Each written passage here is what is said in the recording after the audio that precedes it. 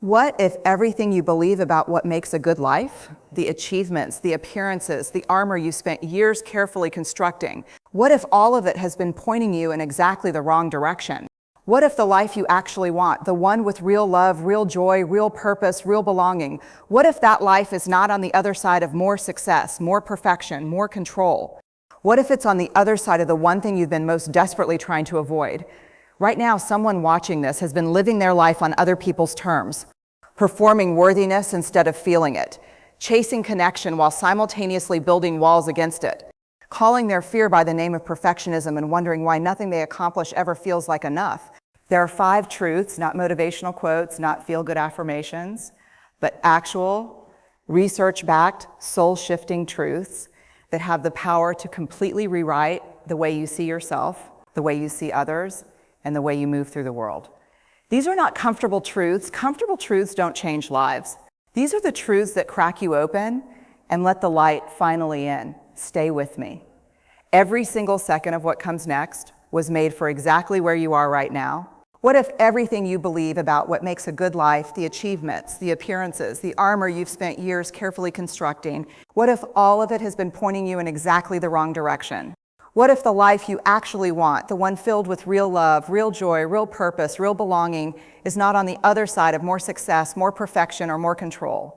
What if it's waiting for you on the other side of the one thing you have been most desperately, most exhaustingly, most creatively trying to avoid? I want to share 5 truths with you today, not motivational quotes, not feel-good affirmations that dissolve the moment real life touches them. 5 truths that are backed by years of research into human behavior, human connection, and the way people actually live, not the way they perform living, but the way they genuinely, courageously, wholeheartedly exist. These truths are not comfortable, and I want to be completely honest with you about that because comfortable truths do not change lives. They confirm what you already believed and send you back into the same patterns that have always kept you stuck. These truths will ask something of you. They will ask you to look honestly at how you have been living, what you have been chasing, and what you have been avoiding. And if you actually let them land instead of deflecting them with the intellectual distance most of us use to protect ourselves from things that might genuinely move us, they will change how you see everything. The first truth is this: vulnerability is not your weakness. It is the birthplace of every single thing you have ever wanted. Sit with that for a moment, because I know what you've been taught. You've been taught that keeping people at arm's length is smart, that not showing your struggle is professional, that protecting yourself emotionally is survival. You were probably taught these things by people who were themselves taught these things in a long generational chain of well-intentioned armor building that has left us with a world full of people who are desperately lonely inside carefully constructed fortresses. But here is what the data says, not the inspirational poster version, the actual data from thousands of people who were asked to describe their most meaningful experiences, their most profound moments of joy, their deepest sense of belonging. Every single one of those experiences had one thing in common, every single one. They all required vulnerability. They required someone to say, "I love you" first without any guarantee it would be returned. They required someone to raise their hand and say, "I don't know, can you explain that?" They required someone to share their creative work before it was perfect, their honest opinion before it was popular, their real selves before they knew for certain they would be accepted. You cannot have genuine connection without vulnerability. You cannot have authentic love without vulnerability. You cannot create anything meaningful, lead anything purposefully, or live anything honestly without the willingness to be seen, really seen, in your imperfect, uncertain, beautifully human reality. The question is not whether vulnerability is worth it. The question is whether you are willing to stop letting the fear of it cost you the life you most want to live. The second truth lands even harder for most people, and I want you to be ready for it. You are already worthy. Not when you lose the weight, not when you get the promotion, not when you fix the flaw you've been cataloging since you were 12 years old, not when you finally become the version of yourself you think the world will accept. Right now, as you are. Worthy. I know that might have landed somewhere between relief and resistance. Part of you wants to believe it. Another part of you, the part that has built your entire life around earning approval, around performing competence, around staying one achievement ahead of the fear that you are somehow not enough. That part is already generating a list of exceptions.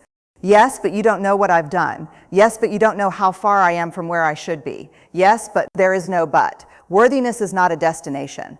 It is not a reward that waits at the finish line of self-improvement. It is a practice, a daily, difficult, deeply radical practice of saying, I am enough, my efforts are enough. My love is enough. I am worthy of connection, of joy, of belonging, not because I have earned it, but because I exist. The people who live with the deepest sense of love and belonging are not the ones who are the most accomplished or the most admired or the most put together. They were the ones who had the courage to believe they were worthy of love and belonging before they had proof. That is the work, not the resume, not the performance. The radical, internal, deeply personal decision to stop making your worth conditional on other people's approval.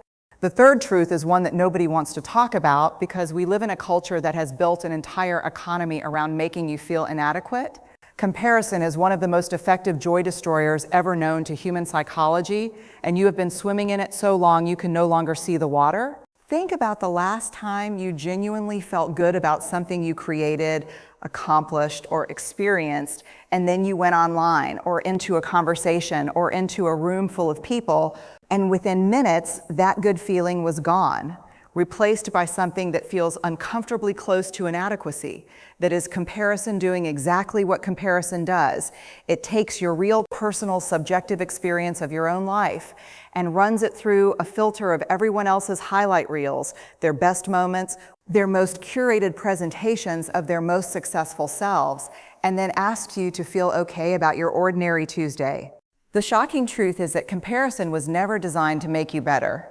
It was designed evolutionarily to help you assess social safety, to understand where you stood in a group for the purposes of survival. But survival in a tribe of 100 people and survival in a world of social media, global news, and constant comparison against 7 billion curated human lives are completely different things. And using a survival mechanism designed for one in a context designed for the other is quietly destroying people's capacity to feel genuinely satisfied with their genuinely good lives. The practice, and it is a practice, not a single decision, is to return again and again to your own story, your own values, your own definition of a meaningful life, not the definition handed to you by culture, by social media, by the comparisons your family made when you were 8 years old. Yours, the one that feels true when the noise goes quiet. The fourth truth is perhaps the most personally confronting because it is going to require you to look at something you have probably been calling a virtue. Perfectionism is not your greatest strength. It is fear wearing the costume of excellence. This one requires precision because there is an important difference between the pursuit of excellence, the genuine, values-driven desire to do your best work, to grow, to meet high standards, and perfectionism, which is something fundamentally different and fundamentally more destructive. The pursuit of excellence says, I want to do this well because it matters to me. Perfectionism says, I need to do this perfectly so that no one can criticize me, reject me, or find evidence that I am not enough. The pursuit of excellence moves you forward. Perfectionism holds you hostage. It tells you that you cannot publish the work until it's perfect, cannot have the conversation until you can control how it lands, cannot take the risk until success is guaranteed.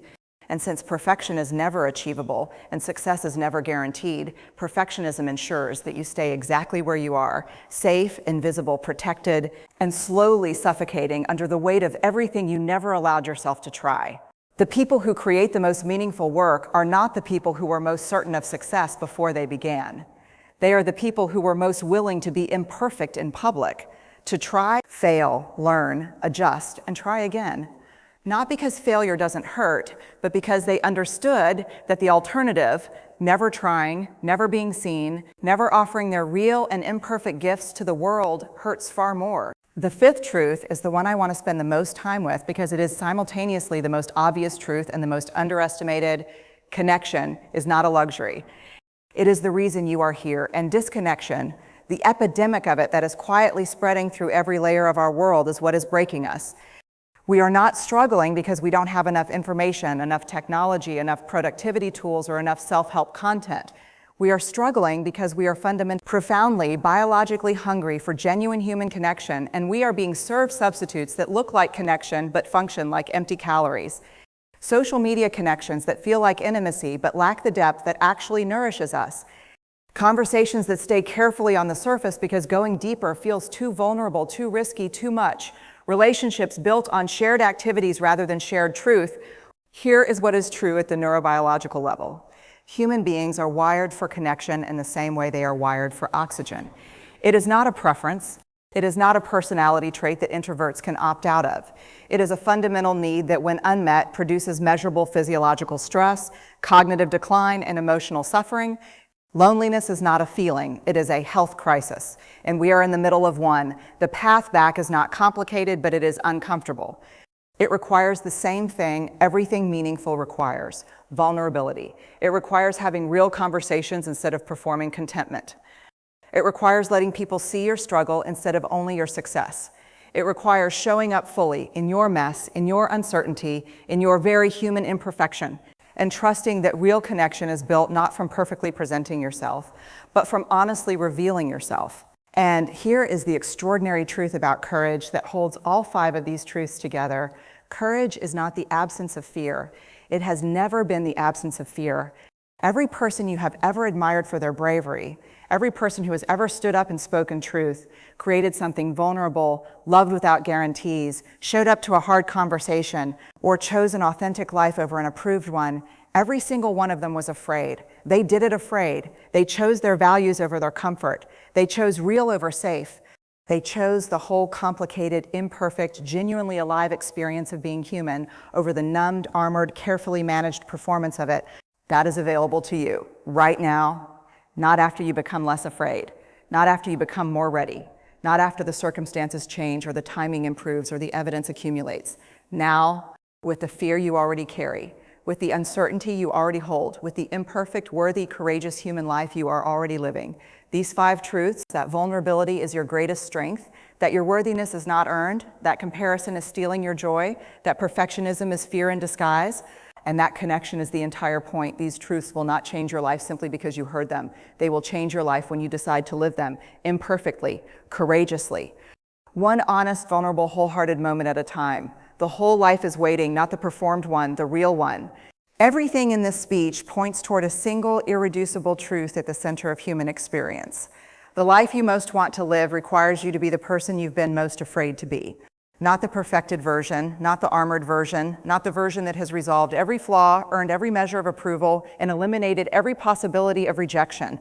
The real version, the vulnerable, worthy, comparison-free, imperfect, genuinely connected human being who shows up with courage not because the fear is gone, but because something inside them has decided that the life waiting on the other side of that fear is worth every uncomfortable, soul-expanding, profoundly alive moment it takes to get there. These 5 truths are not a finish line. They are a daily practice, a daily choosing, a daily returning to what is most real and most human and most yours.